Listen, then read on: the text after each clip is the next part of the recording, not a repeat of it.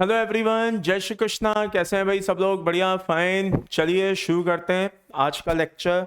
और आज वैसे हमारा लेक्चर रहेगा लेक्चर नंबर 7, ठीक है। और जिसमें हम बेटा पढ़ेंगे क्या, अपना आइसोमेरिज्म। लेकिन उसके पहले थोड़े से आपके जो डाउट्स हैं बाय द वे वो देख लूँ। अच्छा, एक डाउट जो था, मैं अभी कुछ समय पहले देख रहा था तो मुझे मिला, मैं पहले ही क्लियर कर दूं आपको।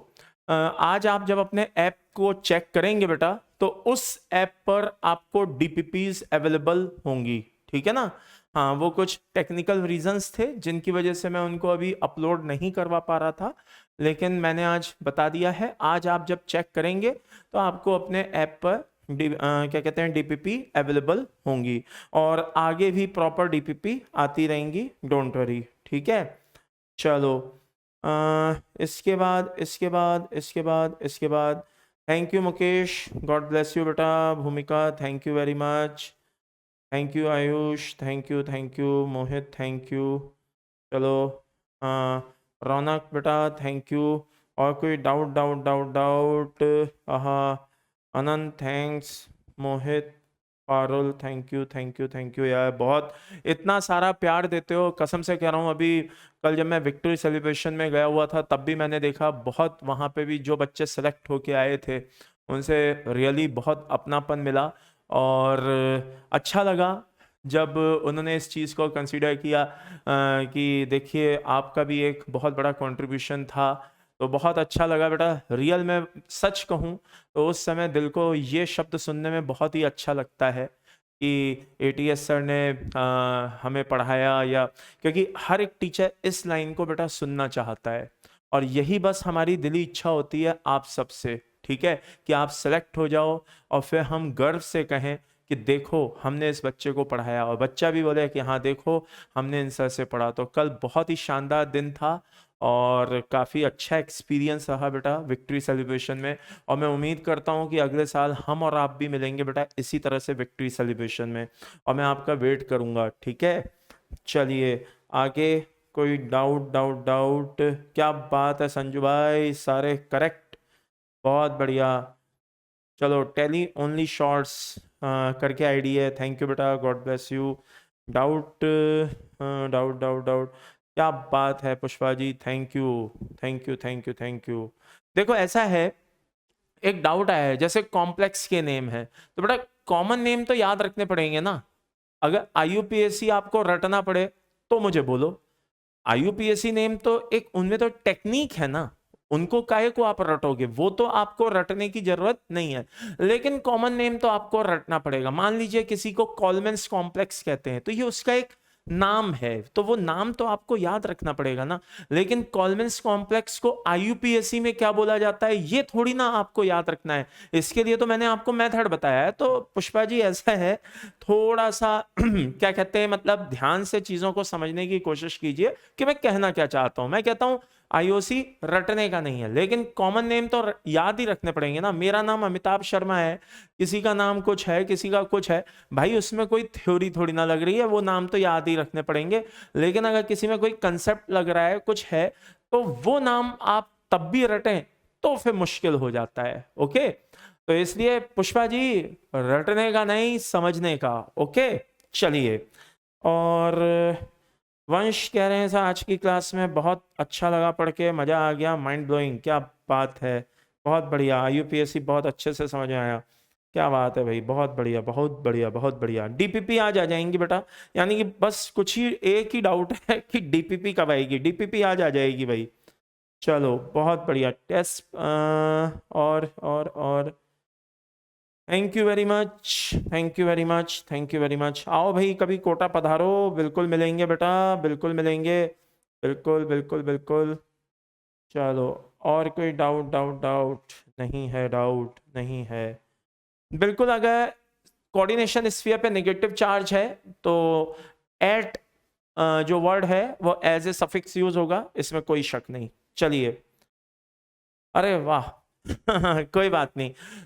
एक बच्चा कह रहा है सर जैसे ये टर्न बुल्स ब्लू है, पर्शियन ब्लू है, तो इसमें मुझे दिक्कत आती है, ये मैं कैसे फॉर्मूला याद रखूं, ये दोनों आपस में बहुत रिजेंबल कर रहे हैं तो मैं कैसे याद रखूं? मैं आपको एक शानदार कंसेप्ट अभी दिए देता हूं, दिस इज माय प्रॉमिस। कल मैसेज करके आप खुद कहोगे कि अरे वाह सर, अब मुझे इनको याद रखने की जरूरत नहीं है, ये तो मेरे दिमाग में सेट हो गए। अभी मैं आपको एक शानदार टेक्निक बताता हूं, ठीक है? चलो, आप बिल्कुल भी इनमें मतलब पजल नहीं होगे, आपको बिल्कुल प्रॉब्लम नहीं होगी। चलिए तो आइए शुरू करते हैं भाई। नहीं है कोई डाउट, बहुत अच्छा लगा इतने बड़े YouTube चैनल पे, और अगर बच्चे का डाउट नहीं है तो ये तो बहुत ही बड़ी बात है। चलिए जरा ध्यान से देखना, बहुत ही शानदार टेक्निक बताने जा रहा हूं। अभी जो बच्चे परेशानी महसूस कर रहे थे, एक बच्चे का मैंने मैसेज देखा जो कह रहा था कि क्या कहते हैं, मुझे कंफ्यूजन हो जाता है, टर्न बुल्स ब्लू कौन सा है, पर्शियन ब्लू कौन सा है, दोनों के फॉर्मूले मुझे एक जैसे दिखाई दे रहे हैं। इस तरह की जो प्रॉब्लम आती है, चलो देखते हैं कि आज के बाद आपको वो प्रॉब्लम आएगी या कभी नहीं आएगी। लेट्स सी, चेक करते हैं। बहुत ही शानदार टेक्निक बताने जा रहा हूं, जरा ध्यान से देखना। FeCl2, FeCl2, FeCl3, FeCl3, then इसके आगे लिख दीजिए K4 FeCN6, K3 FeCN6, then इसके आगे लिख दीजिए बेटा K4 FeCN6, देन इसके आगे लिख दीजिए K3 FeCN6। ओके, नाउ बहुत ही ध्यान से इस कॉम्बिनेशन को वॉच करिए, बहुत ही ध्यान से।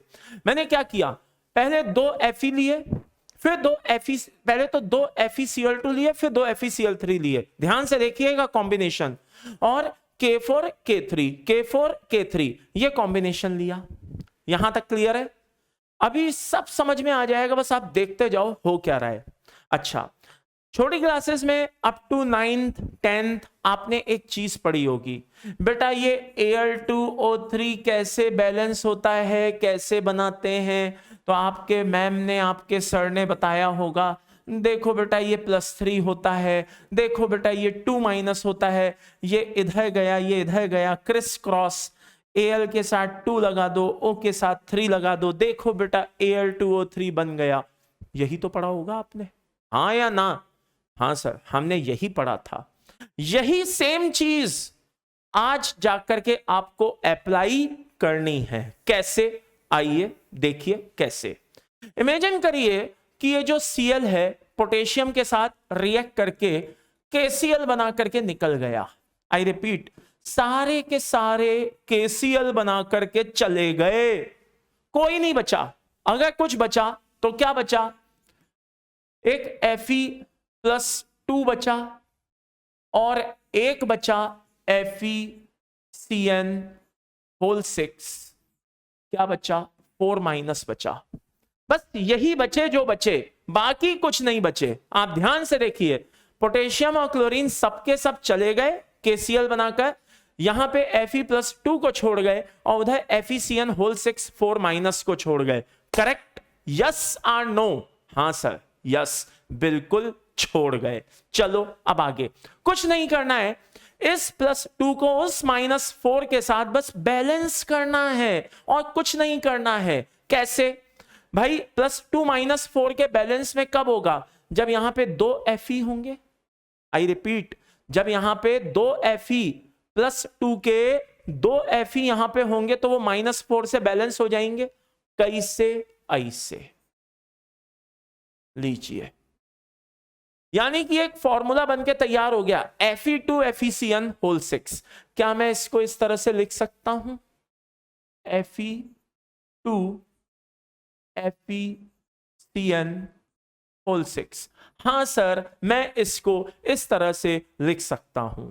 और मुझे पता है अब आपके चेहरे पे एक प्यारी सी मुस्कान आ गई है, क्योंकि अब आपको लग रहा है कि मैं कितना बड़ा बेवकूफी दिखा रहा था। मैं ऐसी चीज को रटने के बारे में सोच रहा था, ये तो मुझे सामने सामने बनता हुआ दिखाई दे रहा है। क्योंकि अगर आपको मेरी बात समझ में आ गई है तो अब आप इन सबको जल्दी से वीडियो को पॉज करिए और जल्दी से सबको बना करके रख लीजिए, क्योंकि मैं अगले ही पल बताने वाला हूं और मैं चाहता हूं कि अब आप उसको क्रॉस चेक करिएगा और एक स्माइली के इमोजी के साथ मुझको बताइएगा कि हाँ सर, आपने जो बताया था वो हमने बना लिया, क्योंकि मैं मान ही नहीं सकता कि आप ना बना पाओ। आपके मैं रोज, आपको पता है, रोज मैं आपके कमेंट बॉक्स में कमेंट्स चेक करता हूं और इतने शानदार आंसर आ रहे हैं, तो मैं मान ही नहीं सकता कि आप इसको ना बना पाओ। बस आपको यही पैटर्न लगाना है अपने ऊपर कॉन्फिडेंस रखते हुए। तो हो जाओ शुरू, वीडियो पॉज करो, बना करके तैयार करो, फिर मैं जो बताऊं उससे क्रॉस चेक करो। तो इतनी देर में आपने वीडियो पॉज करके बना लिया होगा। अब आइए क्रॉस चेक करने की बारी है, तो आइए शुरू करते हैं। अगला देखिए, ये Fe+2 है और ये FeCN होल 6 माइनस है, तो ये Fe है बेटा, हाँ, और यहां पे क्या है, इस पे +2 है और ये FeCN होल 6 है और इस कोऑर्डिनेशन स्फीयर पे क्या है बेटा, -3 है।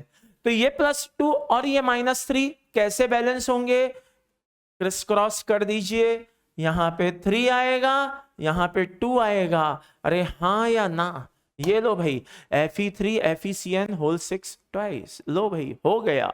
आगे देखिए, अगला चेक करिए कितने बच्चों का सही निकलता है। ये Fe है और ये FeCN होल 6 है। ये बता रहा है कि ये Fe कितना है, +3 है और ये Fe कितना है, ये +2 है। मुझे कैसे पता चला कि कौन क्या है, मुझे ऐसे पता चला, हाँ, कि जरा ध्यान से देखना बेटा, मुझे कैसे पता चला कि कौन क्या है।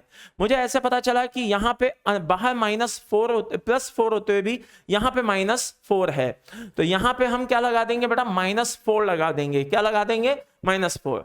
तो ये +3 ऑक्सीडेशन इसका और कोऑर्डिनेशन स्फीयर का चार्ज, ठीक है। अरे हाँ या ना, लगा देते हैं। चलो चलो चलो चलो जल्दी से देखो, ये 4 इधर आ जाएगा और ये 3 इधर आ जाएगा।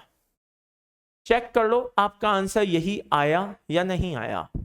और देखिए, ये Fe है और ये FeCN होल 6 है, हाँ या ना। अब आप देखिए, ध्यान से देखिए, ये वाला Fe कितना है, +3 है और इस वाले पे कोऑर्डिनेशन स्फीयर पे कितना चार्ज है, -3 है। +3 -3 से बैलेंस हो रहा है, यानी कि यहां पे कोई भी और कुछ भी एक्स्ट्रा वैल्यूज ऐड करने की जरूरत नहीं है। आप देख लीजिए, जिन कॉम्प्लेक्स को देखकर आप थोड़ी देर पहले ये सोच रहे थे कि ये मुझे रटना पड़ेगा, मैंने उनको लॉजिक के साथ आपको बता दिया है। अच्छे से समझ में आ गया है। अब मैं आपको इसकी एक शॉर्ट ट्रिक देता हूं। शॉर्ट ट्रिक क्या है, जरा ध्यान से देखिए। 2 बातें याद रखिए। एक तो ये याद रखिए, वॉट पीबी, आई रिपीट, क्या याद रखिए, वॉट पीबी। W मीन्स होता है व्हाइट, T मीन्स होता है turn bulls blue, P means होता है पर्शियन ब्लू और B मीन्स होता है brown. White, turn, Persian and brown. I repeat, W means white color, T means turn bulls blue, P means Persian blue and B means brown color PPT।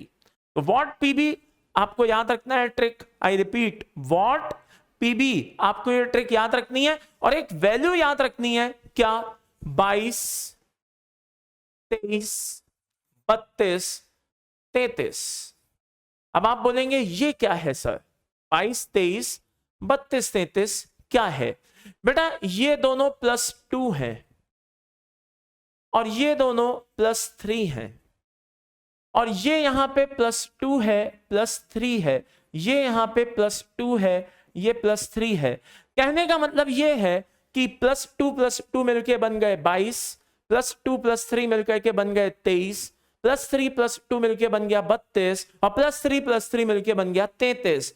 यानी कि अगर आज के बाद कोई मुझसे बोले कि यार टर्न बुल्स ब्लू का फॉर्मूला क्या है, आई रिपीट, कोई मुझसे बोले टर्न बुल्स ब्लू का फॉर्मूला क्या है, तो मैं बोलूंगा वॉट पीबी, यानी कि WTPB, या ये तो दूसरा नंबर है, ओके।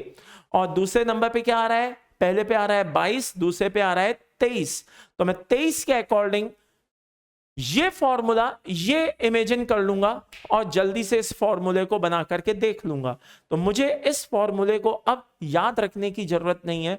22, 23, 32, 33 और वॉट पीबी दोनों मिलकर के आपको ये सारे फॉर्मूले टिप्स पे दिमाग में बैठा देंगे, कभी नहीं भूलोगे।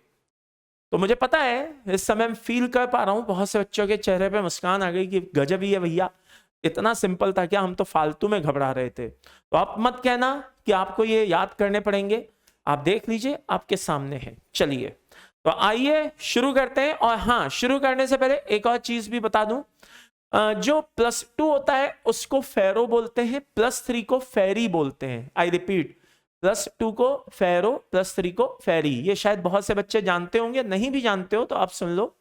तो नाम क्या हो सकता है इसका, जैसे फेरो, फेरी साइनाइड, इसको ऐसे भी बोल सकते हैं। इसको क्या बोल सकते हैं बेटा, ये देखो +2 +3 है, ये क्या हो जाएगा, है ना, ये हो जाएगा, देखो मैं दोबारा बोलता हूं, ये दोनों +2 हैं तो फेरो फेरो साइनाइड। आई रिपीट, दोबारा से बोले देता हूं, फेरो फेरो साइनाइड।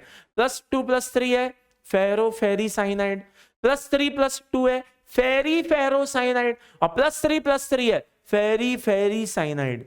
तो ये इस तरह से भी इनके नाम बोले जा सकते हैं। ओके, तो अब मेरे हिसाब से आपको कभी दिक्कत नहीं आनी चाहिए। चलिए आइए शुरू करते हैं। आज का हमारा जो मेन टॉपिक है आइसोमेरिज्म, बहुत ही सिंपल है। अगले मान के चलो 1 घंटे में जो अपना ये लेक्चर होने वाला है, इसमें आपके दिमाग में पूरी आइसोमेरिज्म बहुत अच्छे से छप जाएगी, आपको परेशान होने की जरूरत नहीं पड़ेगी, बस ध्यान से सुनते जाइए। ओके, चलिए आपसे पूछा जाए भाई आइसोमेरिज्म क्या होता है, तो मैंने यहां पे लिख दिया है मॉलिक्यूलर फॉर्मूला कैसा होना चाहिए, सेम।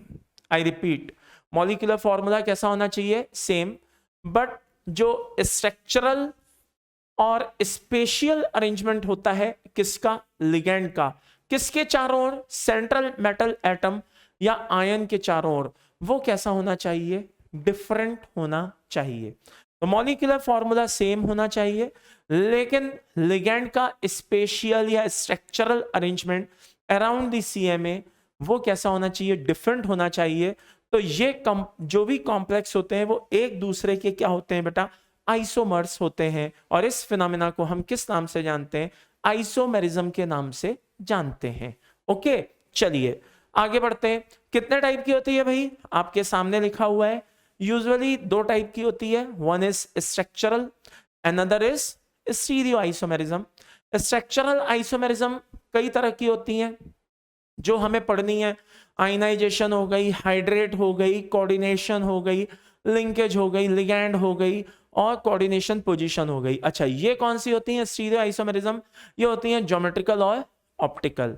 तो आइए थोड़ा इनके बारे में ध्यान से देख लें, बहुत ज्यादा डेप्थ में तो जाने की जरूरत नहीं है क्योंकि आप ऑर्गेनिक में बहुत कुछ पढ़ चुके होते हो। स्पेशली देखा जाए तो स्टीरियो आइसोमेरिज्म के बारे में हमें यहाँ पे एक जनरल चीजों को समझना है। क्या, जैसे अगर आपसे मैं बोलूं स्ट्रक्चरल आइसोमेरिज्म क्या होता है, तो ये कब होता है बेटा, it is arise due to difference in the type of chemical linkages. जो केमिकल लिंकेजेस होते हैं, लिगैंड के जो सीएमए के साथ जो लिंकेजेस होते हैं वो डिफरेंट होते हैं, और distribution of ligand with in and outside of the coordination sphere. ये कोऑर्डिनेशन स्फीयर होता है ना, तो लिगैंड का जो डिस्ट्रीब्यूशन होता है वो डिफरेंट होता है। तो जब इस तरह की क्या कहते हैं ओवरऑल जो अरेंजमेंट हो वो अलग हो, और डिस्ट्रीब्यूशन जो है लिगैंड का कोऑर्डिनेशन स्फीयर के अंदर और कोऑर्डिनेशन स्फीयर के बाहर अगर अलग अलग हो, तो इन दैट केस जो आइसोमेरिज्म अपीयर होती है वो स्ट्रक्चरल आइसोमेरिज्म कहलाती है। तो कितने टाइप की है वो मैं पहले ही बता चुका हूं कि भाई इतने टाइप की है, और इन सब के बारे में हमें पढ़ना है। उसके पहले एक चीज ये भी देख रहे हैं कि भाई स्टीरियो आइसोमेरिज्म क्या होती है। तो स्टीरियो आइसोमेरिज्म मैंने यहाँ पे सब लिख तो दिया है, लेकिन ये मैं अभी कुछ भी समझाऊंगा नहीं, मैं साफ कह रहा हूं। ये मैं आपको तब समझाऊंगा जब मेरे सामने कोई एग्जाम्पल होगा। तो जब मैं एग्जाम्पल लेकर के आपको ये सारी बातें एक्सप्लेन करूंगा, तब आपको ये सारी बातें बहुत अच्छे से समझ में आएंगी। अभी मैंने सिर्फ आपके हेल्प के लिए, कि आपको परेशानी ना हो, मैंने कुछ मेन पॉइंट्स जो आपको पता होने जरूरी हैं वो लिख दिए हैं। लेकिन ध्यान रखिएगा, आई रिपीट ध्यान रखिएगा, मैं इसको एक्सप्लेन कब करूंगा, एग्जाम्पल के साथ। ओके, तो एग्जाम्पल जब तक मैं नहीं ला रहा हूं, फिलहाल के लिए इसको छोड़े देते हैं। पहले हम किसको समझेंगे बेटा, स्ट्रक्चरल आइसोमेरिज्म को समझेंगे। स्ट्रक्चरल आइसोमेरिज्म के बाद जब मैं स्पेस आइसोमेरिज्म या स्टीरियो आइसोमेरिज्म पे आऊंगा, तब मैं एग्जाम्पल के साथ आपको वो सारी चीजें एक्सप्लेन करूंगा। तो तब तक के लिए उसको थोड़ी देर के लिए साइड में कर दीजिए और इस पे फोकस करिए। तो आइए शुरू करते हैं। सबसे पहला जो मैं बताने जा रहा हूं वो कौन है बेटा, आयनाइजेशन आइसोमेरिज्म। आयनाइजेशन आइसोमेरिज्म को अगर हम अपनी लैंग्वेज में, सिंपल लैंग्वेज में समझें तो जनरल फॉर्मूला सेम होता है। I repeat, general formula same होता है, लेकिन ऐसे कॉम्प्लेक्स क्या करते हैं बेटा, अलग अलग आयन देते हैं एक्वस मीडियम में। तो ये बनने वाले जो कॉम्प्लेक्स होते हैं वो एक दूसरे के क्या कहलाते हैं, आयनाइजेशन आइसोमर्स कहलाते हैं। अब आप बोलेंगे सर फॉर एग्जांपल, कोई एग्जांपल तो बताओ। क्यों नहीं, बिल्कुल। देखिए CO, ओके, CO कौन है यहाँ पे, कोबाल्ट। कौन है बेटा, कोबाल्ट। साथ में कौन है, सल्फेट। साथ में कौन है, सल्फेट। और मान लो साथ में और कौन है, ब्रोमाइड। और साथ में कौन है बेटा, जरा ध्यान से देखना, .5H2O, करेक्ट। अच्छा, ये मुझे थोड़ा ऐसे देखते देखते एक स्पेस वाली बात याद आई। एक बच्चे का डाउट था, सर आपने तो कहा था कि इसमें स्पेस नहीं छोड़ते, लेकिन जो आपने नाम दिए उनमें तो कई जगह स्पेस छूटी है। बेटा वो एक्चुअल में प्रिंटिंग मिस्टेक है, ठीक है ना, वहां पे इस तरह से स्पेस नहीं छोड़ना बनता है, वो गलती से वहां पे स्पेस छूटा हुआ है। जब भी आप जब भी आप क्या कहते हैं IUPAC नाम लिखते हैं तो एक बात ध्यान रखिएगा, नाम में स्पेस एक ही जगह छूटती है, और वो होती है कहां पे बेटा, कैटायनिक और एनायनिक पार्ट के बीच में। उसके अलावा कहीं पे अगर आपको स्पेस दिख रही है तो मेरी आपसे बेटा रिक्वेस्ट है, प्लीज आप उसको इग्नोर कर दीजिए। नाम तो सब सही है, हाँ बस वो टाइपिंग मिस्टेक हुई है, वहां पे गलत जगह वो गलती से स्पेस छोड़ दी गई है। ओके, चलिए आइए जरा ध्यान से देखते हैं। वो अभी अभी मुझे स्पेस से याद आया कि एक डाउट ये भी आया था किसी बच्चे का कि सर नाम में कहीं एक से ज्यादा जगह स्पेस छूटी है, जबकि आपने तो क्या बोला था कि सिर्फ कैटायनिक और एनायनिक के बीच में स्पेस छूटती है। तो वो मुझे अभी इसको देख के बाय द वे याद आया। खैर चलो, तो अब तो आई थिंक वो स्पेस वाला मैटर भी आपका सॉल्व हो गया होगा। ओके, चलिए ध्यान से देखिए। अब मान लीजिए कि एक कॉम्प्लेक्स है, ये एक जनरल फॉर्मूला है, GF है। GF बोला मतलब जनरल फॉर्मूला। हाँ, बहुत से सोचेंगे अच्छा GF की बात हो रही है गर्लफ्रेंड की। भाई गर्लफ्रेंड की बात नहीं हो रही है यहाँ पे। GF का मतलब होता है बेटा जनरल फॉर्मूला। हाँ, तो ज्यादा खुश होने की जरूरत नहीं है। ये देखिए ध्यान से, जनरल फॉर्मूला ये है, लेकिन मैं इसको दो तरीके से लिख सकता हूं। कितनी तरह से लिख सकता हूं, दो तरीके से लिख सकता हूं। एक कैसे लिख सकता हूं, CO NH3 एक न्यूट्रल लिगेंड है, वो डायरेक्ट CO के साथ, कोबाल्ट के साथ कोऑर्डिनेट बॉन्ड बनाएगा। वो कोऑर्डिनेशन स्फीयर के बाहर आयन की तरह नहीं रह सकता। तो वो सारे के सारे तो कहां चले गए, अंदर। क्योंकि मुझे पता है बहुत से बच्चे पूछेंगे सर आप आयंस को बाहर रख रहे हैं, अमोनिया को बाहर क्यों नहीं रख देते। तो मैं कहूं पहले ही बता दूं कि अमोनिया एक न्यूट्रल लिगेंड है, वो आयन की तरह कोऑर्डिनेशन स्फीयर के बाहर नहीं रह सकता। ठीक है, चलिए आगे। इसके बाद बात आती है, अंदर रख लो किसको, सल्फेट को, अब बाहर छोड़ दो किसको, ब्रोमाइड को।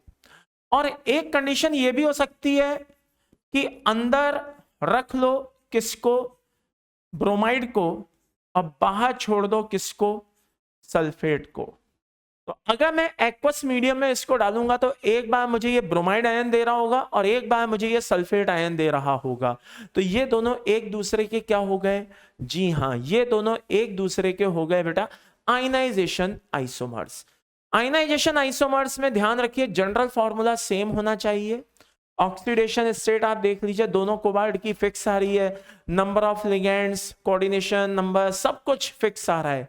हाँ, इनमें किसी तरह का वेरिएशन नहीं होना चाहिए।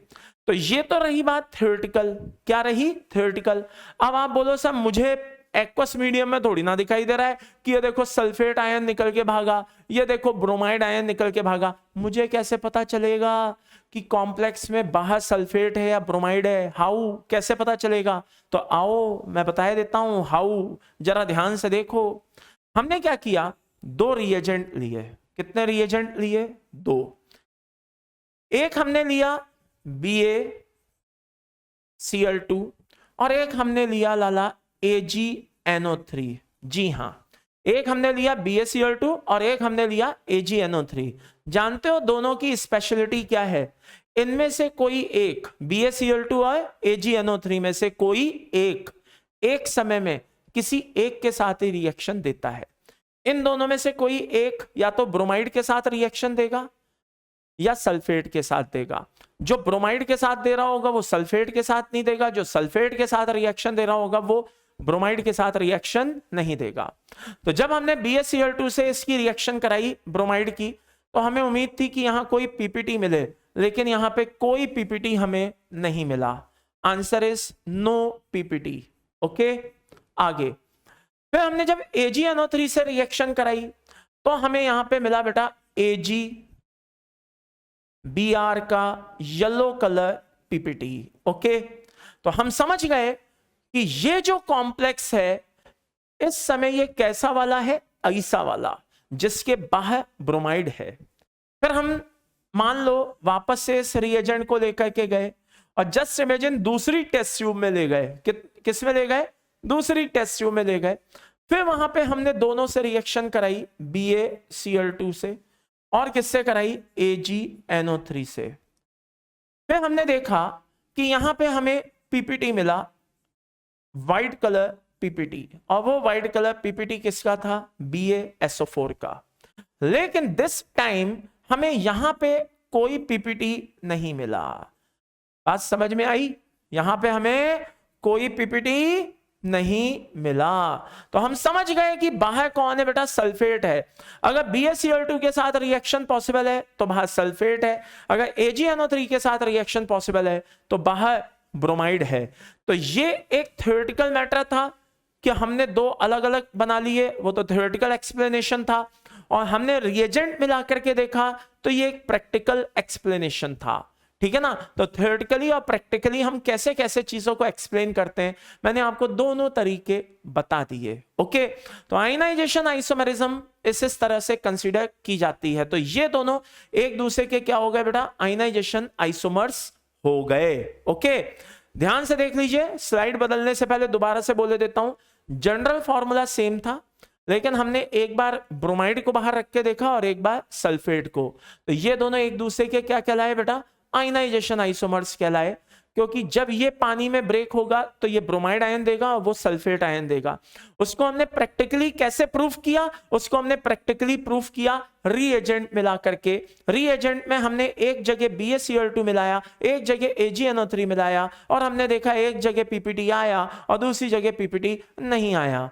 तो मान लो अगर AgNO3 के साथ पीपीटी आया यानी कि बाहर ब्रोमाइड नजर आया, BaCl2 के साथ पीपीटी आया यानी कि बाहर सल्फेट नजर आया। अब आपको कुछ समझ में आया? ये तो शायरी बन गई। चलो इसी बात पे ठोको ताली। चलो आगे क्वेश्चन आता है भैया, क्वेश्चन आता है। जल्दी से वीडियो को पॉज करेंगे और क्वेश्चन को सॉल्व करेंगे। क्वेश्चन पूछा जा रहा है कि बताइए इनमें से ये दो दो मैंने कॉम्प्लेक्स के पेयर बना दिए हैं लाइक दिस। कितने कितने कॉम्प्लेक्स के? दो दो कॉम्प्लेक्स के मैंने पेयर बना दिए हैं, और इन दो दो कॉम्प्लेक्स के पेयर को आपको जज करना है कि ये दोनों कॉम्प्लेक्स आपस में एक दूसरे के आयनाइजेशन आइसोमर हैं या नहीं हैं। जल्दी से विचार करिए और एक बात ध्यान रखिए, क्या वीडियो को पॉज कर लीजिए। हाँ, मेरी उम्मीद में मत बैठे रहिए कि जब मैं बताऊंगा तभी सुनेंगे। नहीं, आप अपने दम पे करिए, आप अपने आप आंसर निकाल सकते हैं। तो हो जाइए शुरू, वीडियो को पॉज करिए और शुरू हो जाइए। तो होपफुली इतनी देर में आपने सोच लिया होगा। आइए शुरू करते हैं। Which of the following complex are ionization isomers of each other? चलिए, यहां पे प्लेटिनम प्लेटिनम सेम है, अमोनिया अमोनिया सेम है, क्लोरीन ब्रोमीन दो दो हैं, हाँ दो दो हैं, ये सब सेम है, ये एक दूसरे के आयनाइजेशन आइसोमर्स होंगे। क्यों? जब पानी में डालोगे तो ये ब्रोमाइड देगा, ये क्लोराइड देगा, जनरल फॉर्मूला सेम है, एक क्लोराइड दे रहा है एक ब्रोमाइड दे रहा है, बात बिल्कुल सही है। ऐसे कॉम्प्लेक्स एक दूसरे के आयनाइजेशन आइसोमर्स कहलाते हैं। लेकिन दूसरे और तीसरे में क्या हो रहा है, उसके लिए हमारा QSP पढ़ लीजिए। क्या है बेटा? क्वेश्चन सॉल्विंग पॉइंट क्या है? आपके दिमाग में सोते समय जागते समय एक इस तरह का QSP हमेशा आना चाहिए।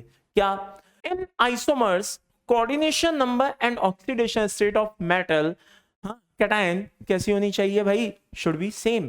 याद करिए, अभी थोड़ी देर पहले ही बोल करके चुका हूं कि कॉम्प्लेक्स का जनरल फॉर्मूला सेम होना चाहिए, कोऑर्डिनेशन नंबर सेम होना चाहिए, उनकी ऑक्सीडेशन स्टेट क्या होनी चाहिए? सेम होनी चाहिए। तो जरा ध्यान से देखिए, क्या मेरे बताए हुए QSP को ये फॉलो कर रहे हैं? नहीं कर रहे हैं। कैसे? बाहर माना कि अलग अलग आयन आ रहे हैं, एक ये कॉम्प्लेक्स ब्रोमाइड देगा, ये कॉम्प्लेक्स क्लोराइड देगा, लेकिन मजे की बात, एक में कोबाल्ट है और दूसरे में क्रोमियम है, और कोऑर्डिनेशन नंबर भी सेम नहीं आ रहा है, तो ये एक दूसरे के आइसोमर्स नहीं होंगे।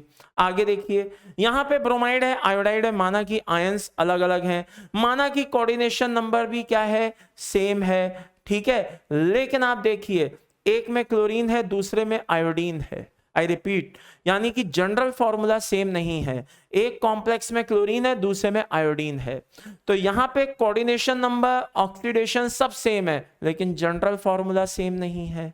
यस और नो? यहां पे क्या हो रहा है बेटा? कोऑर्डिनेशन नंबर और जनरल फॉर्मूला मतलब ये सभी को सेम नहीं आ रहा, कुछ ना कुछ डिफरेंट अगर है तो वो एक दूसरे के आइसोमर्स नहीं है। मैं बस इतना सा कहना चाहता हूं। चलो आगे बढ़ते हैं भाई, अगला पॉइंट।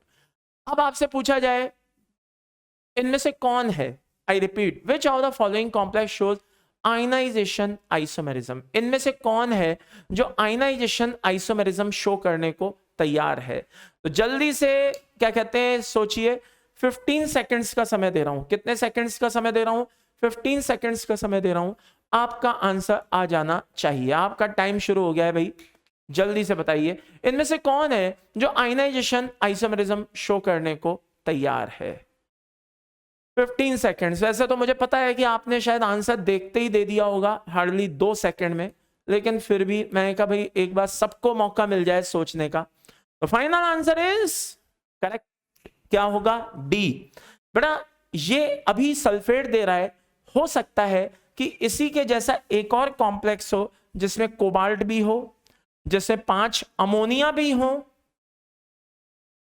और जिसमें सल्फेट बाहर के बजाय अंदर हो और ब्रोमाइड अंदर के बजाय बाहर हो। तो जब आप इन दोनों को एक्वस मीडियम में डालेंगे तो ये सल्फेट दे रहा होगा, वो ब्रोमाइड दे रहा होगा। अब भी थोड़ी देर पहले मैंने आपको जस्ट सेम यही एग्जांपल बताया था। ओके, चलिए आगे बढ़ते हैं। तो ये चीज आपको अच्छे से समझ में आ गई होगी। इसके बाद मैं आपको एक और क्वेश्चन कराना चाहता हूं, इस पे भी आऊंगा नेक्स्ट वाले पे। एक और क्वेश्चन कराना चाहता हूं।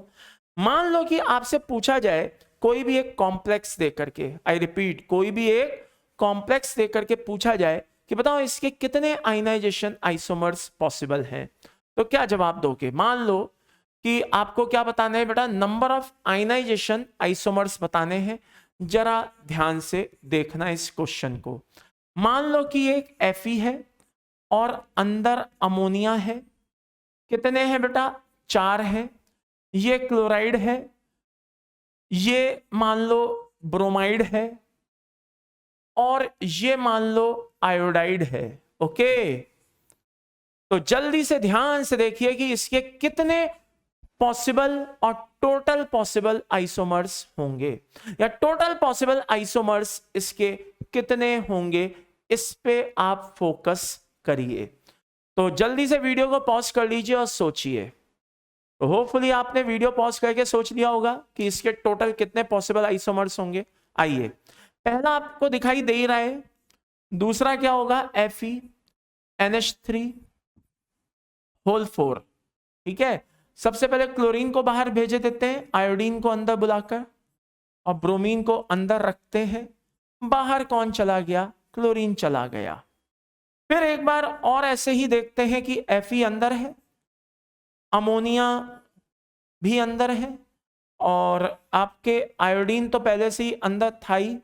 इस बार क्लोरीन को वापस हमने बोल दिया कि भाई तुम अंदर आ जाओ, ठीक है, बाहर बड़ी सर्दी पड़ रही है, ब्रोमीन को बाहर भेजे देते हैं, ठीक है। तो भैया ब्रोमीन कहां चला गया? इस बार बाहर चला गया। तो एक एक बार घर की सभी रखवाली कर रहे हैं भाई, ये घर है, कोऑर्डिनेशन स्फीयर क्या है? घर है।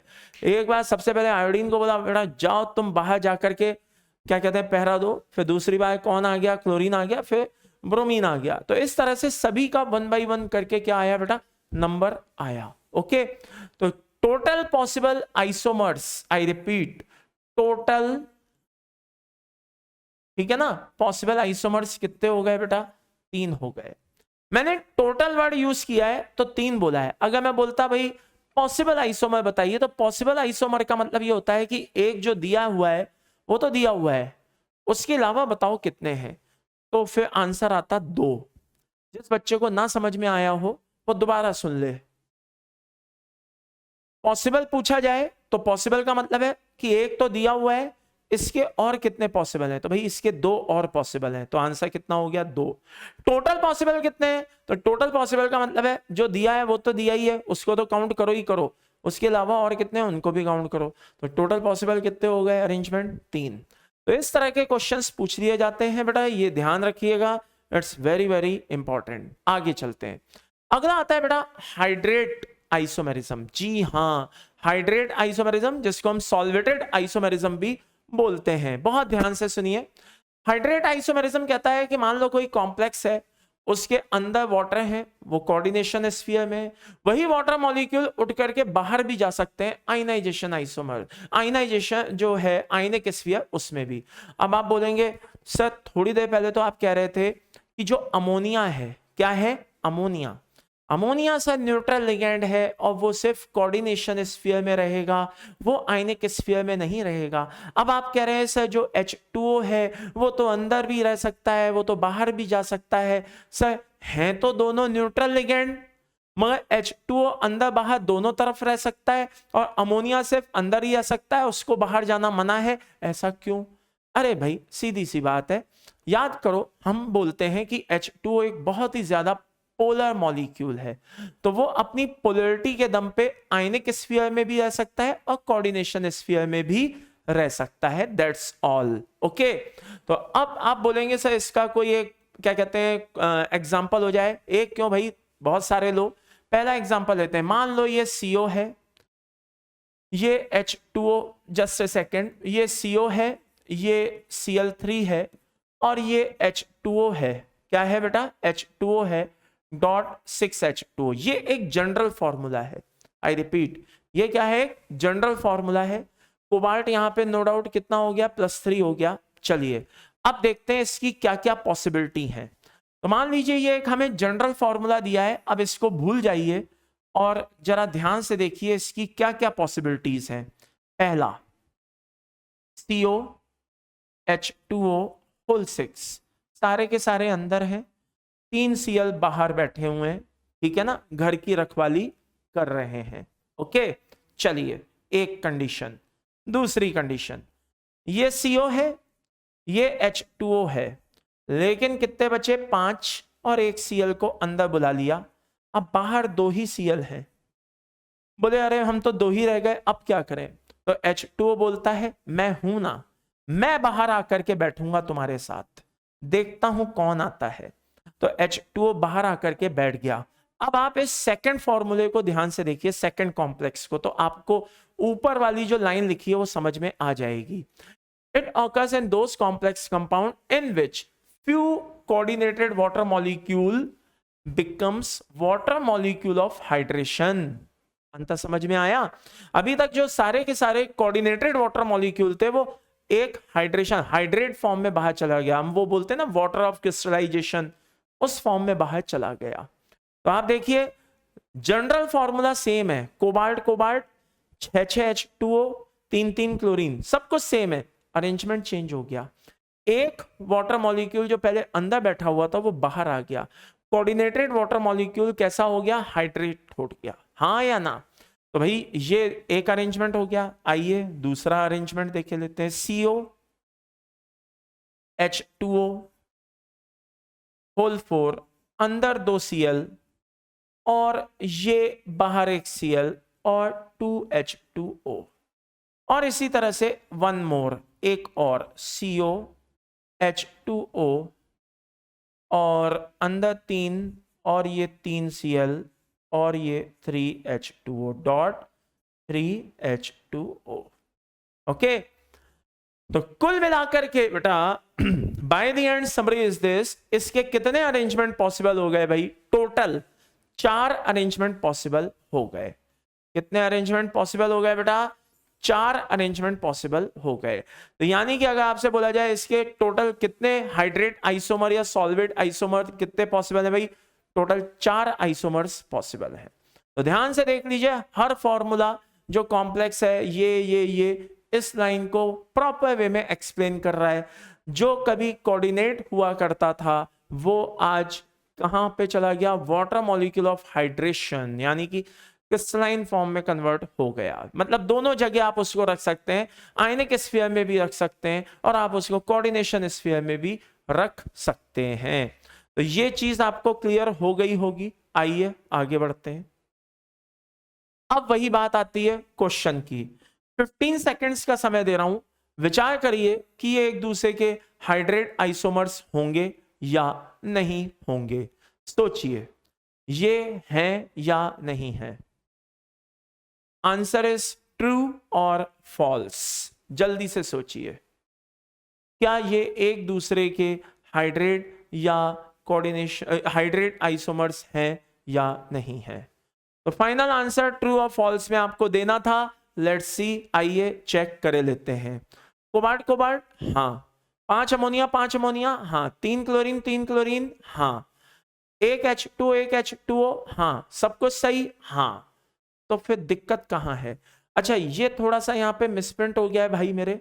ये अंदर एक क्लोरीन आएगा, मैं इसको थोड़ा सा हाइड करे देता हूं, नहीं तो आप लोग परेशान हो जाएंगे कि ये क्या हो गया सर, ये चमत्कार कैसे हुआ कि ऊपर तो 3 क्लोरीन है और नीचे कितने हैं, 4। अब सही है, अब तो सही है भाई। अब सब कुछ बैलेंस हो रहा है, तो ये मैंने बैलेंस कर दिया। और जस्ट अ सेकंड, चलिए। हाँ, तो ध्यान से देखिए, 3 chlorine 3 chlorine, 5 ammonia 5 ammonia, cobalt cobalt, सब कुछ सही है। अंदर कोऑर्डिनेशन नंबर 6 वो भी मेंटेन हो रहा है, वो भी सब फिक्स। तो फिर दिक्कत क्या है, क्या ये हाइड्रेट आइसोमर्स हैं या नहीं है। ये स्टेटमेंट ट्रू है या फॉल्स है। तो फाइनल आंसर होना चाहिए ट्रू। हाँ, ये दोनों एक दूसरे के हैं, क्योंकि उस लाइन को एक्सप्लेन कर रहे हैं, ये उस लाइन को एक्सप्लेन कर रहे हैं जो लाइन आपने यहां पे पढ़ी है। ये उस लाइन को एक्सप्लेन कर रहे हैं जो लाइन आपने यहां पढ़ी है। ओके, चलिए। लेकिन चलते चलते इस बात को भी ध्यान रखना, एनसीईआरटी में एक लाइन लिखी हुई है, आपकी जो बोर्ड बुक है ना, एनसीईआरटी में एक लाइन लिखी है कि hydrate isomerism is a kind of, ये किंग लिख दिया है भाई, किंग नहीं है, this is kind of ionisation isomerism. जी हाँ, एक तरह की क्या है बेटा, काइंड ऑफ आयनाइजेशन आइसोमेरिज्म।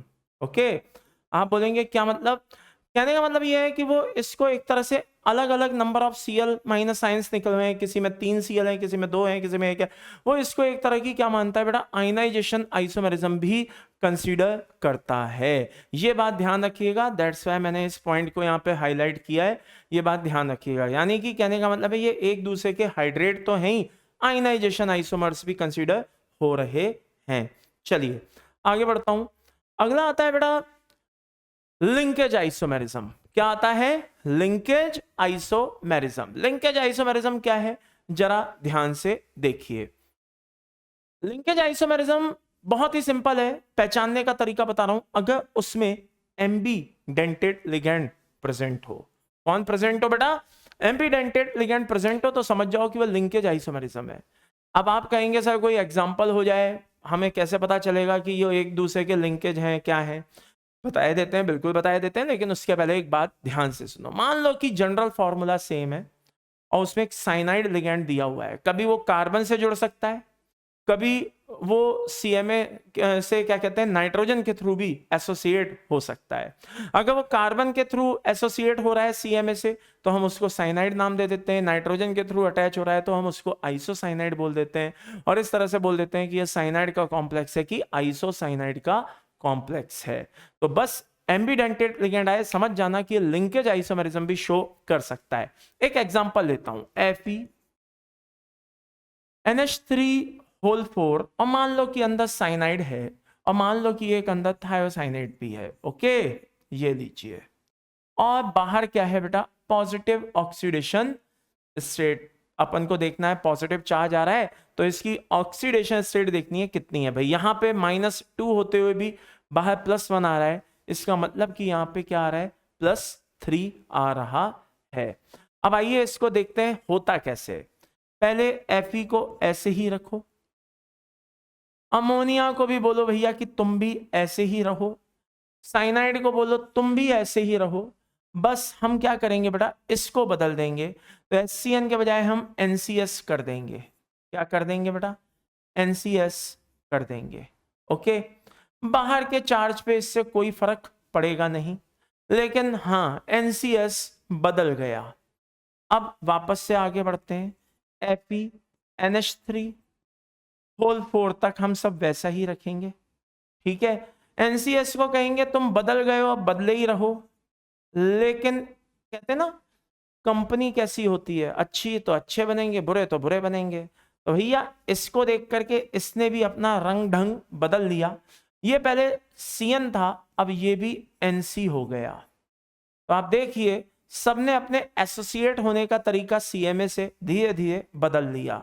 और आप सीक्वेंस देखिए, पहले इसको बदला, अब इसको भी बदल दिया, हाँ या ना। कितने अरेंजमेंट हो गए, 3। अब हमने कहा Fe को कि तुम तो वैसे ही रहो, अमोनिया तुम भी वैसे ही रहो, और ये जो CN NC में बदल गया, बोले तुम ऐसे ही रहो। अब हम इसको वापस से वैसा ही बनाए देते हैं जैसा कि ये पहले था। तुमने कहा भैया तुम बदले बदले अच्छे नहीं लगते हो, तुम जैसे थे वैसे ही रहो। बोले ठीक है हम वैसे ही हो जाते हैं। तो अब आप देखिए, पहले हमने SCN को बदला, फिर हमने उसको वैसे ही रहने दिया, तीसरे वाले में हमने CN को चेंज किया, फिर हमने CN को NC रहने दिया और इसको चेंज किया। तो ये पैटर्न आपको समझ में आया। ओवरऑल पूरी सिचुएशन कैसी रही बेटा, कि CMA फिक्स रहा, जनरल जो क्या कहते हैं ऑक्सीडेशन थी सब कुछ फिक्स रहा, बस अरेंजमेंट का तरीका बदलता गया। आई रिपीट, अरेंजमेंट का मेथड जो था वो क्या होता रहा, थोड़ा सा चेंज होता रहा। कभी नाइट्रोजन लोन पेयर देता नजर आ रहा है, कभी सल्फर लोन पेयर देता नजर आ रहा है, कभी कार्बन लोन पेयर देता हुआ नजर आ रहा है। अलग अलग तरह से हमने इसका एसोसिएशन शो किया। ये सब एक दूसरे के लिंकेज आइसोमर्स कहलाएंगे। और अगर मैं आपसे पूछूं कि भाई टोटल कितने कहलाएंगे, तो टोटल 4 कहलाएंगे। और अगर मैं टोटल पॉसिबल की बात कर रहा हूं, आई रिपीट, मैं किसकी बात कर रहा हूं, टोटल पॉसिबल की बात कर रहा हूं, वो कितने कहलाएंगे, 4। लेकिन अगर मैं क्या कहते हैं टोटल पॉसिबल में से टोटल वर्ड को हटा दूं और सिर्फ पॉसिबल रहने दूं, तो ऑफ कोर्स इसका मीनिंग होगा कि जो ऊपर वाला है उसको छोड़ दो, बाकी 3 के ऊपर फोकस करो। तो पॉसिबल कितने हो गए, 3। कितने हो गए, 3। तो टोटल पॉसिबल वर्ड आए, समझ जाना कितने जो है उसको भी गिनना है, और हो गए 4। सिर्फ पॉसिबल वर्ड आए तो समझ जाना कि जो दिया है उसको नहीं गिनना है, उसके अलावा कितने बन के तैयार हुए। ये बात अच्छे से समझ में आ गई भाई। तो ये था हमारा क्या बेटा, लिंकेज आइसोमेरिज्म। क्या था, लिंकेज आइसोमेरिज्म। आइए नेक्स्ट जो हमारी आइसोमेरिज्म है वो क्या है देखे लेते हैं।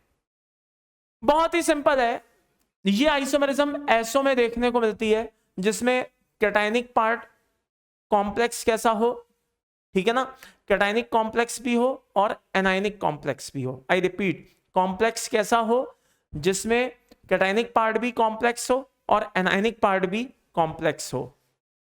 इसको अपन अलग तरीके से समझेंगे। फॉर एग्जाम्पल केस 1, मान लो केस 1 क्या कहता है कि कोऑर्डिनेशन नंबर 6 हो और सीएमए कैसे हो बेटा, सेम हो। ये मेरा केस 1 है। आई रिपीट, कोऑर्डिनेशन नंबर कितना हो बेटा, 6 हो और सीएमए कैसे हो, सेम हो। तो आइए समझते हैं कैसे। ये Fe है, ये NH3 है और ये होल 6 है, और ये Fe है, ये आपका Cl6 है। करेक्ट। चलिए, सीएमए सेम है, हाँ या ना। कोऑर्डिनेशन नंबर 6 फिक्स है। ऑक्सीडेशन जब कोऑर्डिनेशन नंबर 6 से लिया है, मान के चलो कि +3 है, मान के चलो कि ये +3 है। तो अमोनिया की वजह से कोऑर्डिनेशन स्फीयर पे कितना चार्ज आ जाएगा, +3 चार्ज आ जाएगा। और FeCl6 पे भी क्या आ जाएगा बेटा, -3 चार्ज आ जाएगा। कहने का मतलब है अगर मैं चाहूं तो क्या मैं इसको ऐसे नहीं लिख सकता, FeNH3 होल 6 3+ और FeCl6 3-, क्या मैं इसको ऐसे नहीं लिख सकता? अगर मैं इन दोनों को तोड़ तोड़ के लिखूंगा आयंस को, तो क्या मैं ऐसे नहीं लिख सकता? हाँ, लिख सकता हूं। चलिए, तो आइए शुरू करते हैं। सबसे पहले कोऑर्डिनेशन आइसोमेरिज्म कहती है कि कॉम्प्लेक्स में कैटायनिक पार्ट और एनायनिक पार्ट दोनों कॉम्प्लेक्स हों और उसके लिगेंड आपस में इंटरचेंज हो रहे हों। आई रिपीट, कोऑर्डिनेशन आइसोमेरिज्म क्या कहती है, कॉम्प्लेक्स में कैटायनिक और एनायनिक पार्ट कॉम्प्लेक्स हो और उनके लिगेंड आपस में इंटरचेंज हो रहे हों। तो पहला कॉम्प्लेक्स मान लो ये हो गया, तो दूसरा अरेंजमेंट कैसा होगा, FeNH3 होल 5 Cl। आप देखिए ध्यान से, ये Fe+3 है, अंदर 5 न्यूट्रल और 1 माइनस है। तो बेटा अंदर 5 न्यूट्रल और 1 माइनस है, तो कोऑर्डिनेशन स्फीयर पे यहां पे +3 चार्ज था और इस वाले पे -3 चार्ज था। अब ये +3 घट के क्या रह जाएगा, +2 रह जाएगा। और ये Fe जो है, Cl यहां उठ के आ गया तो अमोनिया वहां चला जाएगा। तो जहां पहले 6 Cl थे वहां कितने रह गए, 5 रह गए।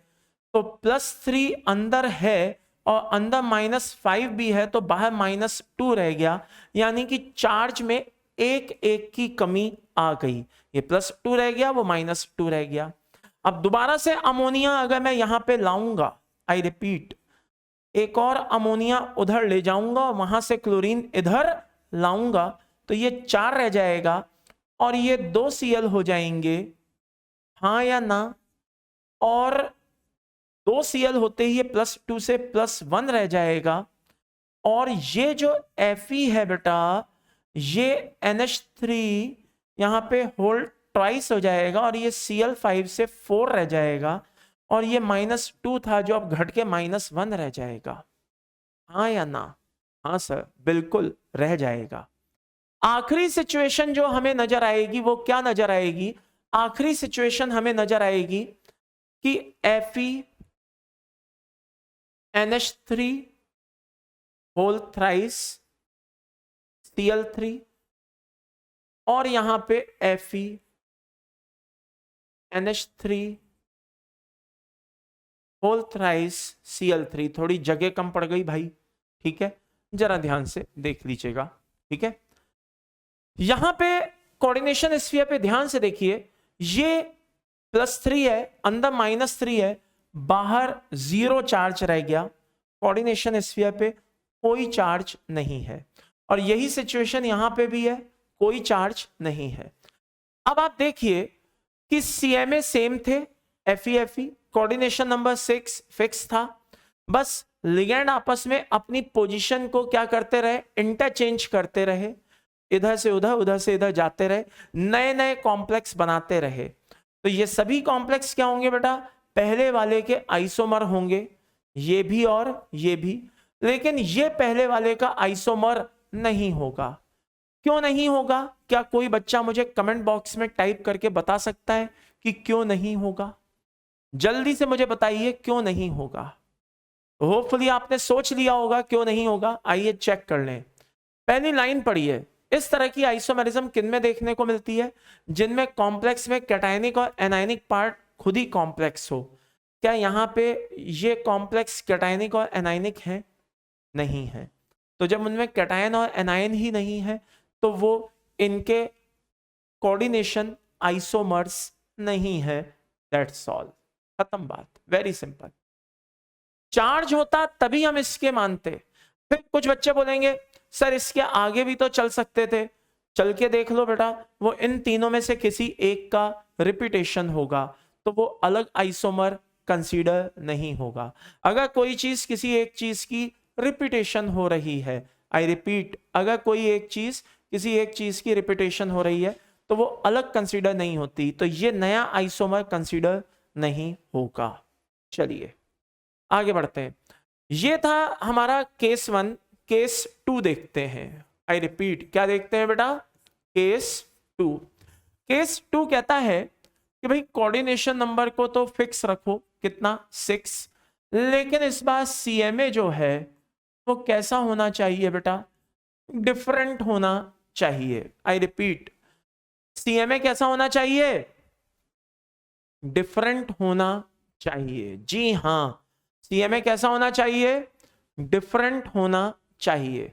तो मान लो कि मैं एक तरफ Fe को ले लूं NH3 होल 6, और मान लो कि एक तरफ मैं कोबाल्ट को ले लूं COCl6, और इमेजिन करिए कि इनकी ऑक्सीडेशन +3 है। इसका मतलब यहां पे भी +3 है और यहां पे भी -3 है। क्या इसमें किसी को कोई दिक्कत? कभी कभी कुछ बच्चे कहते हैं सर, वैसे तो आप में से बहुत कम बच्चों की ये प्रॉब्लम आई है कि किसी बच्चे ने बोला हो कि मुझे ऑक्सीडेशन स्टेट निकालना ना आया हो, ऐसी बहुत कम प्रॉब्लम आई है। लेकिन अगर किसी को प्रॉब्लम आई है, कोई बड़ी बात नहीं है बेटा, आ सकती है, किसी को भी इस तरह का इश्यू आ सकता है। तो उसके लिए मैं यही एडवाइस करूंगा, जरा ध्यान से एक बार देख ले। अंदर न्यूट्रल लिगेंड है, मैं दोबारा बताने जा रहा हूं, अंदर न्यूट्रल लिगेंड है, ओके, और तब भी कॉम्प्लेक्स पे +3 चार्ज है। इसका मतलब कि ऑक्सीडेशन +3 है। अंदर -6 होते हुए भी बाहर -3 है, इसका मतलब कि अंदर +3 है। तो इस तरह से हम ऑक्सीडेशन स्टेट को कॉम्प्लेक्स में चेक कर सकते हैं। ओके, चलिए आगे बढ़ते हैं, जरा ध्यान से और अच्छे से देखिएगा क्या हो रहा है। बहुत ध्यान से देखना बेटा, इसको बहुत ही ध्यान से ऑब्जर्व करना। FeNH3 अभी तक कितने थे? 6, अब रह गए 5। ले आए हम एक Cl को, और एक Cl आते ही जो पहले +3 था वो +2 रह गया। वो कैसे रह गया वो आपको पता है अब। और अंदर पहले 6 थे, अब 5 रह गए, और अब ये रह गया एक अमोनिया आ गया है। तो बाहर जो कभी -3 होता था, अब वो बाहर -2 रह गया है। आगे देखिए, ये FeNH3 जो कभी +5 था, अब वो +4 हो गया है, और बाहर अंदर 2 Cl आते ही बाहर जो कभी +2 था, अब वो घटकर +1 रह गया है। और इसी तरह से कोबाल्ट में क्या हो रहा है, जहां कभी 5 Cl थे वहां 4 रह गए, जहां कभी 1 अमोनिया था वहां 2 हो गए, और बाहर जहां कभी -2 था वहां -1 रह गया। देखते देखते एक और कंडीशन आई, जब FeNH3 होल थ्राइस रह गया और ये Cl3 रह गया बेटा, ठीक है, और ये CO है और ये Cl3 है और ये NH3 होल थ्राइस है। अब यहां पे कोई चार्ज नहीं बचा। अब आप कहेंगे सर पहले वाले केस में तो आप रुक गए थे, आगे नहीं गए, क्या यहां पे आगे जाओगे? अजी साहब बिल्कुल आगे जाएंगे। दिस टाइम कोबाल्ट को हम पहले लिखेंगे, और जहां कभी 5, 4, 3 इतने क्लोरीन थे और 1, 2, 3 अमोनिया तक आ गए थे, अब अमोनिया को हम 4 कर देंगे। कितना कर देंगे? 4 कर देंगे, और Cl को और कम कर देंगे, कितना? 2। और जहां कभी -2, -1 और 0 होता था, अब वो किसमें बदल जाएगा? +1 में बदल जाएगा, और आयरन जो कभी प्लस हुआ करता था, ये +2 +1, अब वो माइनस में बदल जाएगा, कई से आई से। अब हो सकता है कि आप में से कुछ बच्चों के मन में एक डाउट आए, सर लिखते लिखते आप अचानक कहां चले गए, आपने क्या किया, आपने कोबाल्ट को पहले लिख दिया और आयरन को बाद में लिख दिया, आपने अचानक ऐसा क्यों किया, आप इस तरह से क्यों चल दिए कि आप पहले कोबाल्ट लिखने लगे और फिर आयरन। रीजन बड़ा साफ है कि हम कैटायनिक पार्ट को पहले लिखते हैं और एनायनिक पार्ट को बाद में लिखते हैं। तो शुरुआत में जो कैटायनिक पार्ट था वो धीरे धीरे एनायन में बदल चुका, और जो कभी एनायन था वो धीरे धीरे कैटायन में बदल चुका है। तो इसलिए कोबाल्ट वाले को अब हम पहले लिखेंगे और एनायन वाले को अब हम बाद में लिखेंगे। ओके, चलिए आगे देखिए, क्या इसकी अभी आगे और कंडीशंस पॉसिबल हैं? हाँ, और कंडीशन पॉसिबल है। कैसे? CO NH3 होल 5 कर दीजिए और यहां पे एक Cl रहने दीजिए, ये 2+ हो जाएगा, और ये CO है बेटा, ये NH3 रह जाएगा, सॉरी CO नहीं Fe, जस्ट अ सेकेंड, ये Fe है और ये NH3 रह जाएगा, और यहां पे 5 Cl हो जाएंगे और ये -2 हो जाएगा। आप चेक कर लीजिए, यहां पे 4 अमोनिया थे, अभी कितने हो गए?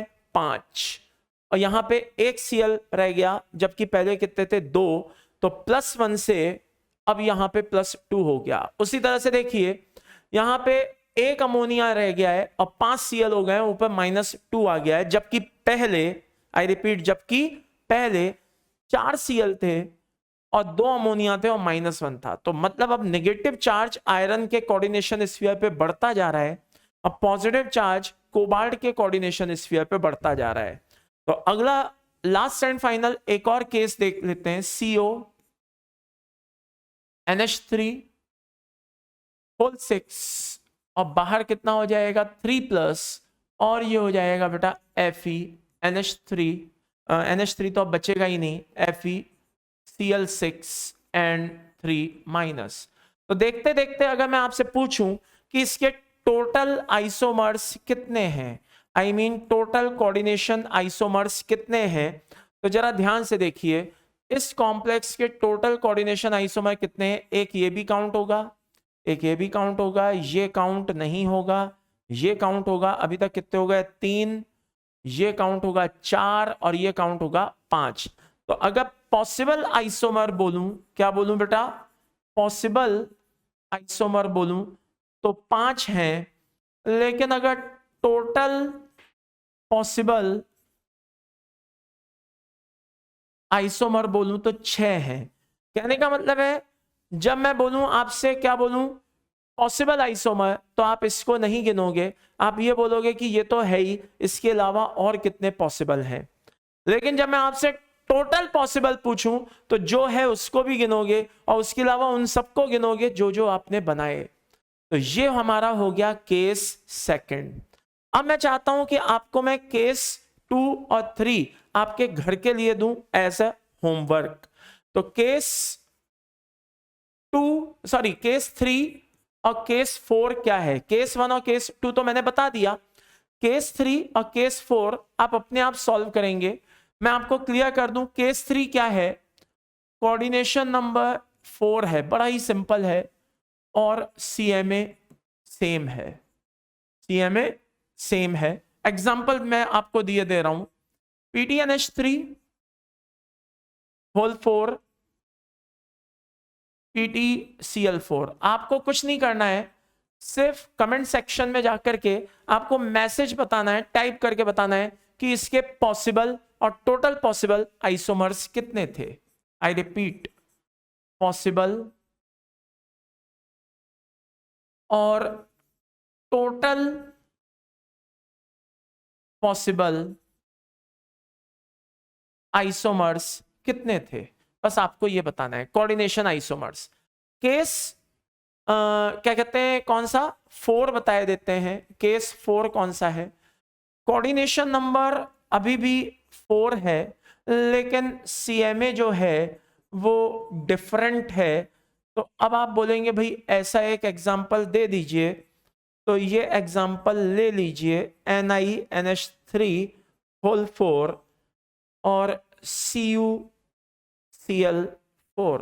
ओके, ध्यान रखिए कोऑर्डिनेशन नंबर 4 है तो ऑक्सीडेशन +2 फिक्स है, और यहां पे भी +2 मान के बात करिए, और इसमें भी आपको यही काम करना है, पॉसिबल और टोटल पॉसिबल आइसोमर्स मुझे बताना है। तो मैं कमेंट बॉक्स चेक करूंगा, बीच बीच में चेक करता रहूंगा, आप मैसेज टाइप करके जरूर बताइएगा कि भाई क्या आंसर है क्या नहीं।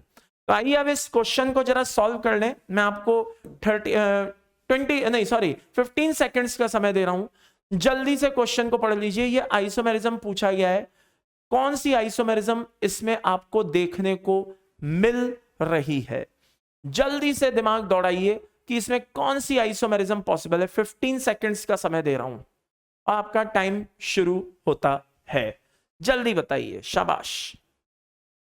तो फुली आपने इतनी देर में सोच लिया होगा, मैं उम्मीद कर रहा हूं। जल्दी जल्दी जल्दी, टाइम खत्म हो रहा है, जल्दी जल्दी जल्दी जल्दी सोच लिया होगा। चलो 1 सेकंड ज्यादा ही मिल गया भाई। तो फाइनल आंसर इज दिस। अब कुछ बच्चे हो सकता है बोले क्यों, अरे भाई देखो, एक कॉम्प्लेक्स कैटायन है, दूसरा कॉम्प्लेक्स एनायन है, तो कोऑर्डिनेशन आइसोमेरिज्म तो देखने को मिलेगा ही मिलेगा।